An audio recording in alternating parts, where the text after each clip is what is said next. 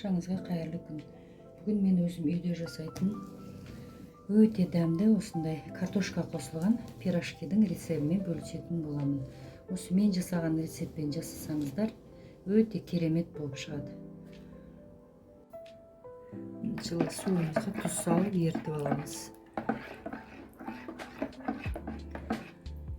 Су, тұз, ұн, дрожж 4 нәрседен пирожкиімізді ашытып аламыз.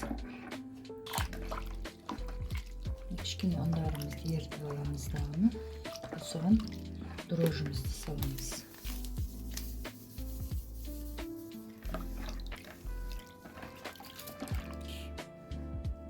Қамырымызды жақсылап илеп аламыз.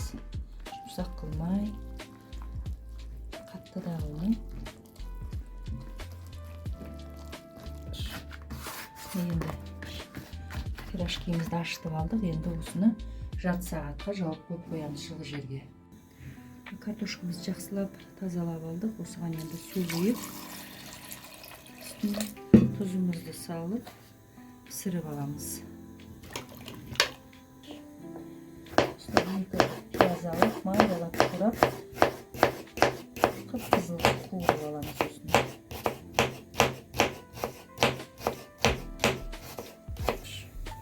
Қызып тұрған тапамызға кішкене май құйып аламыз. Пиязымызды салып, жақсылап қызартып қуырып аламыз.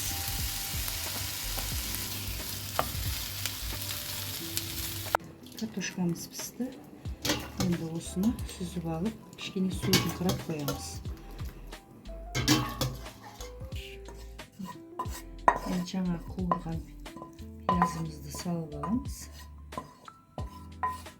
Мен бұған тұз салып қойдым. Енді бұған кішкене бұрыш саламыз, қара бұрыш. Көп емес, кішкене қарай. Ашыла боламын десеңіздер, өздеріңіз сала бересіздер. Осыны жақсылап езіп аламыз.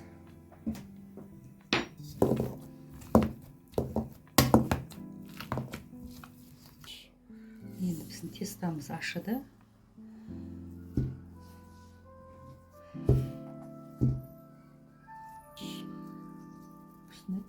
Жуала жасап аламыз, шағындап. Таразыларыңыз болса, өлшеп алсаңыздар болады. Мен осылай көздің жобасымен жасай беремін.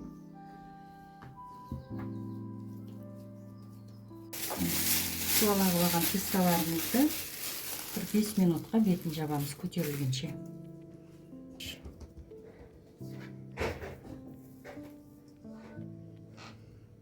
Енді ішіндегі тестамыз дайын болды. Енді ішіндегі салмасын салып аламыз.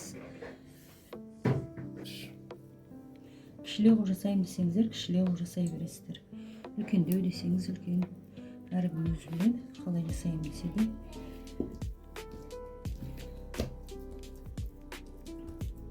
Осылай жалпақтау аламыз.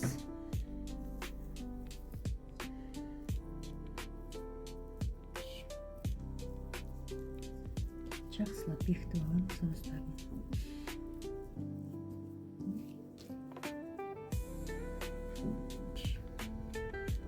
Пирожкиімізді баяу отқа қоямыз.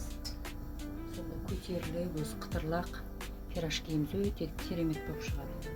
Арасы көтеріліп, ашылып.